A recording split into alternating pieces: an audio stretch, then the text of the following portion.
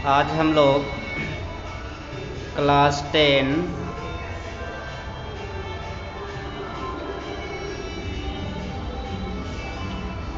Topic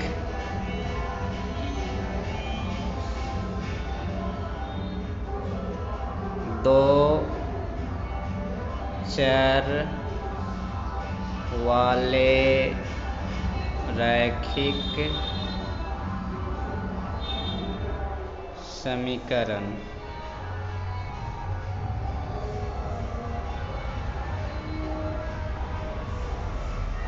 का अध्ययन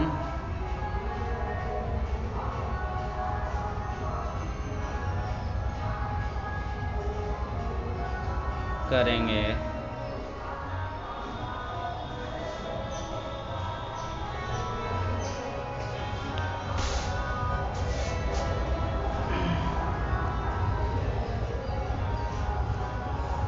यह दो चर वाले रैखिक समीकरण matric board examination point of view से ज़्यादा इम्पॉर्टेंट स्थान रखता है, लेकिन सबसे पहले हम लोग फर्स्ट ऑफ ऑल हम लोग चर के बारे में समझेंगे। चर, इसको इंग्लिश में वेरिएबल बोलते हैं।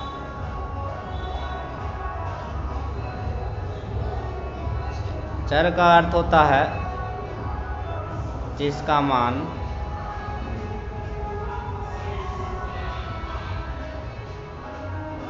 वैरी करता है।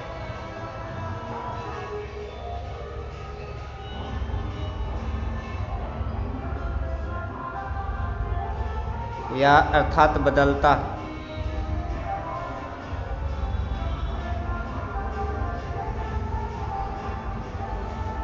अर्थात बदलता है।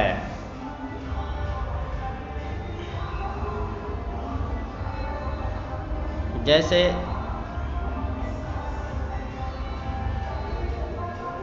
x + y = 4, तो यहाँ x को चर मान लेंगे और y को भी चर मान लेंगे।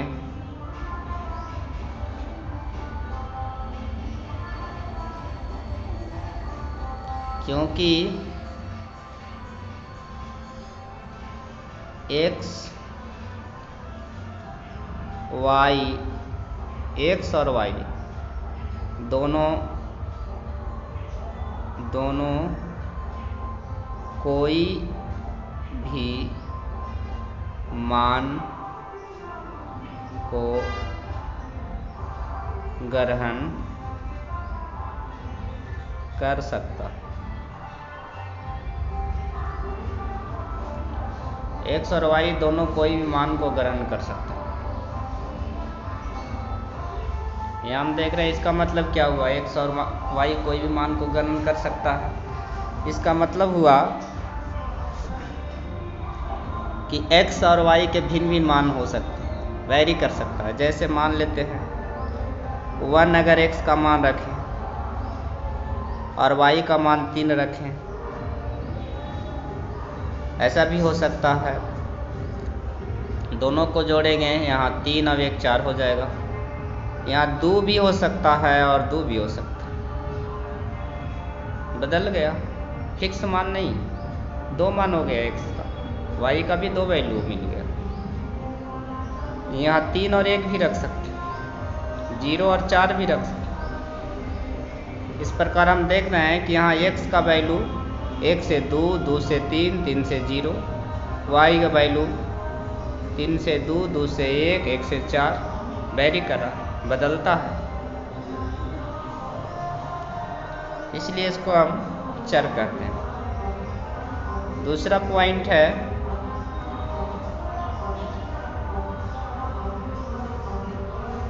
दूसरा जो पॉइंट है वो है अचर, इसको कांस्टेंट बोलते हैं। अचर का मतलब है जिसका मान नहीं बदलता।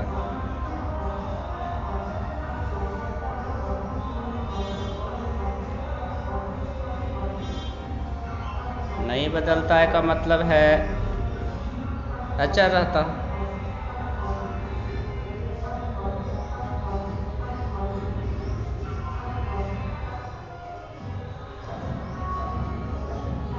जैसे हम देखते हैं कि यहाँ चार अचर,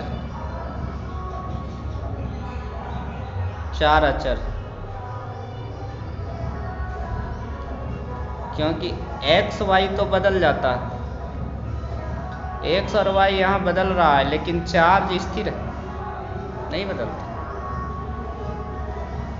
या दूसरा उदाहरण ले 2x + 3y = 5। तो यहाँ x और y के मान भिन्न भिन्न हो सकते हैं, ये बदल सकता है, लेकिन ये 2, 3 और 5 ये नहीं बदलेगा, इसीलिए ये अचर है।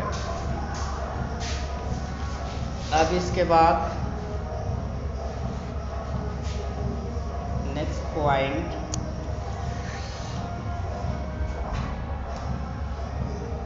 हम लोग बात करेंगे एक चर वाले एक घातीय समीकरण का व्यापक, एक चर वाले घातीय समीकरण का व्यापक x + b बराबर 0, ay + c बराबर 0,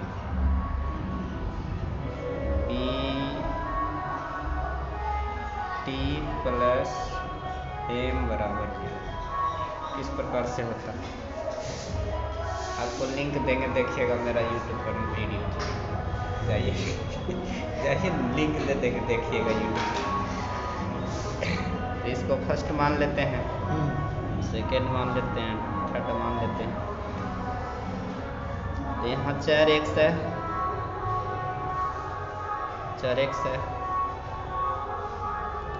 इसमें चर y, इसमें चर t।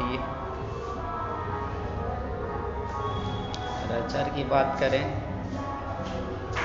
अचर a b हो गया। अगर इस समीकरण के बात करें दूसरा वाला, तो इसमें अचर a c मान लिया जाएगा, इसमें अचर b और m को मान लेते हैं। इस प्रकार हम लोग कोई भी एक घातीय समीकरण को जनरली हम लोग इसी रूप में लिख लेते हैं, जहाँ x चर होता है और a b अचर संख्या होता है।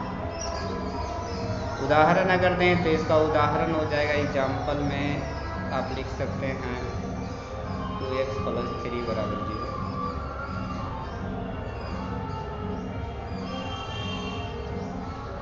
और ऐसे भी लिख सकते हैं 2x = 5, क्योंकि इसको जब हल करेंगे तो इधर आएगा 2x + -5 होगा, इसी का व्यापक रूप में आ जाएगा, इसी रूप में आ जाएगा।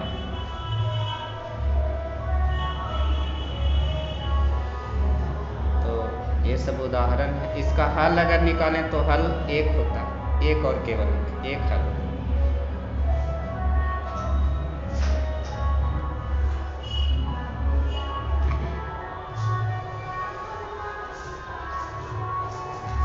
ग्राफ की बात किया जाए तो ग्राफ एक बिंदु पर एक अक्ष को काटता है, एक बिंदु पर एक अक्ष को काटेगा।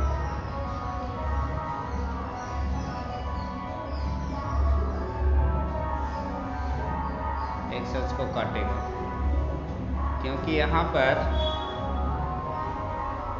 अगर ग्राफ खींचें तो कुछ इस प्रकार से ग्राफ होगा, जो यहाँ पर मान लेते हैं यहाँ -3/2 और 0 इस प्रकार से।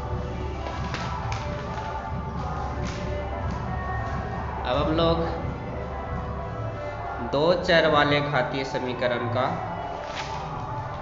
चौथा पॉइंट, तो दो चर वाले घातीय समीकरण का व्यापक रूप ax + by + c = 0 है। इसमें x y जो है वो चर हो गया, ये चर है यानी बदलने वाला है। a b c अचर है यानी कि नहीं बदलने वाला है। x y चर है, a b c अचर है। तो इसका उदाहरण अगर ले लें तो उदाहरण में आपका 2x - 3y = 5, या इसको ऐसे भी लिख सकते हैं 2x = 3y + 5, या इस प्रकार से भी लिख सकते हैं 2x - 3y - 5 = 0। तो यहाँ पर अगर हम लोग देखें तो इसको व्यापक रूप से तुलना करें, तो इसका व्यापक रूप से तुलना करने पर क्या होगा, ये 1 ये 2 ये 3, इसका व्यापक रूप अगर करें तो व्यापक रूप 2x + -3y + -5, यानी ax + by + c = 0। और a का मान 2, b का मान -3, c का मान -5। अगर हल की बात किया जाए तो हल इसका कितना होगा, तो वास्तविक संख्या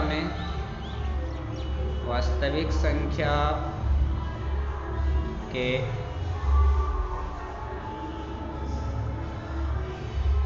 समुच्चय में, वास्तविक संख्या के समुच्चय में अनंत है।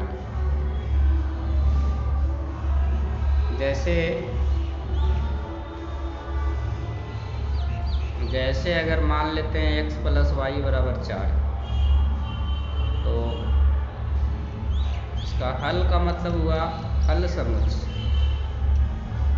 समुच्चय अगर निकालें तो 1 और 3 का जोड़ भी 4 हो जाएगा, 2 और 2 का जोड़ भी 4 हो जाएगा, 3 और 1 का जोड़ भी 4 हो जाएगा, 0 और 4 का जोड़ भी 4 हो जाएगा, -1 और 5 का जोड़ भी 4 हो जाएगा, -2 और 6 का जोड़ भी 4 हो जाएगा, या 6 और -2 का जोड़ भी 4 हो जाएगा। इस तरह से अगर कोई भी x और y रियल नंबर ले लेते हैं तो अनंत हल होता है। यहाँ देख रहे हैं कि यहाँ अनंत ऐसे वास्तविक संख्या है, यहाँ लिख सकते हैं कंक्लूजन निकाल के कि अनंत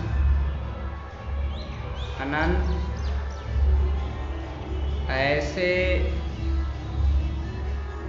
दो वास्तविक संख्या होंगे जिनका जोड़ 4 होगा। लेकिन अगर प्राकृतिक संख्या में हल सीमित होगा,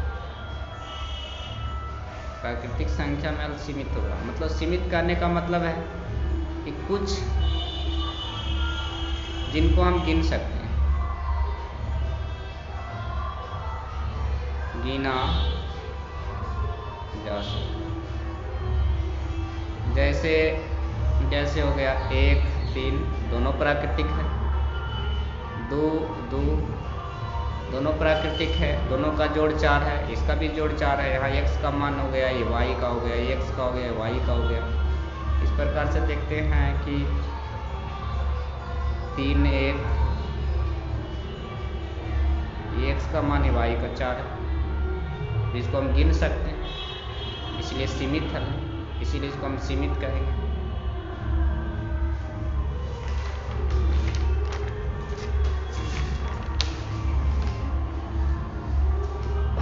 अब इसके बाद नेक्स्ट चीज है, अगला जो पॉइंट 5वां नंबर हम लोग पढ़ेंगे वो है युगपद समीकरण। युगपद समीकरण, इसका मतलब हुआ कि जोड़ा समीकरण, यानी ax plus by plus c बराबर 0 मान ले, एक समीकरण है, तो इसका एक साथ और जोड़ा, यानी dx मान लेते हैं ey प्लस a। दूसरा मतलब इसको मान लेते हैं मेल है, तो इसको मान लेते हैं फीमेल है।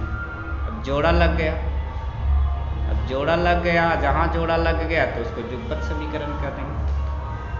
जोड़ा लग गया तो इसको पेयर बन गया, पेयर का मतलब जो युग्म या जोड़ा।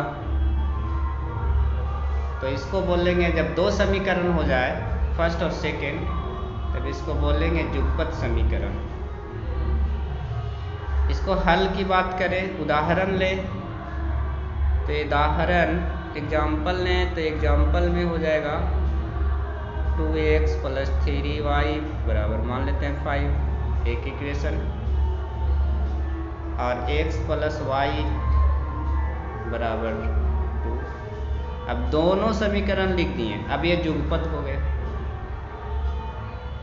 और एक एग्जाम्पल लेंगे, 5x प्लस 6y प्लस 8 बराबर 0।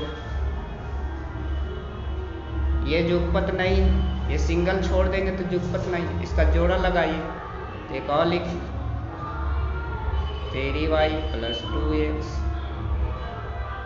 बराबर 7। हाँ, अब ये युगपत हो, लेकिन इस इधर लिखाएगा, ये इधर लिखाएगा, इस तरह से लिखा रहेगा। कुछ समझना, ABCD कौन होगा। इसमें अगर ABCD की बात करें तो यहाँ A हो गया, A का मान हो गया, ये B का मान हो गया, ये C का मान इधर आके व्यापक रूप में लाके C का मान -5 हो जाएगा, ये D का मान 1 हो गया, E का मान 1 हो गया, F का मान -2 हो जाएगा। इस प्रकार से ये -5 हो जाएगा। और इसमें A का मान है, B का मान है, C का मान है। इसमें D का मान A होगा, E का मान A होगा, और F का मान A होगा, वो भी माइनस में होगा। इस तरह से पहले हमको कंपेयर करना है यहाँ व्यापक रूप से, व्यापक रूप से पहले कंपेयर करने आना चाहिए। उसके बाद हल की बात करें तो हल इसका होता है, चाहे तो एक हल होगा या अनेक हल होगा या कोई हल नहीं होगा। तो एक हल होने के लिए कंडीशन है A/D not equal to B/I। अनेक हल होने के लिए कंडीशन है A/D equal to B/I equal to C/I। कोई हल नहीं होने के लिए A/D equal to B/I not equal to C। इसका एक शर्त है। अब एक उदाहरण देखते हैं, जैसे मान लेते हैं एग्जाम्पल कि x प्लस वाई बराबर 4 और x माइनस वाई बराबर 2। पहले जांचेंगे कितना हल है, यहाँ 1 1 मान सकते हैं छिपा हुआ, तो इसको पहले व्यापक रूप में ले लाएंगे, यानी x plus y minus 4 equal to 0, x minus y minus 2 equal to 0। अब ये व्यापक रूप में आ गया। व्यापक रूप में आने के बाद में इसको गुणांक देखेंगे, यहाँ 1 है, तो 1/1 इजकल टू 1/-1, ये बराबर नहीं होता, ठीक, यानी A/D not is equal to B/E, इसीलिए इसका एक हल। अब यहाँ पता लग गया, जांच कर लिए कि एक हल है। अब इसको 5 विधि हैं हल करने की, विधि 5 प्रकार का।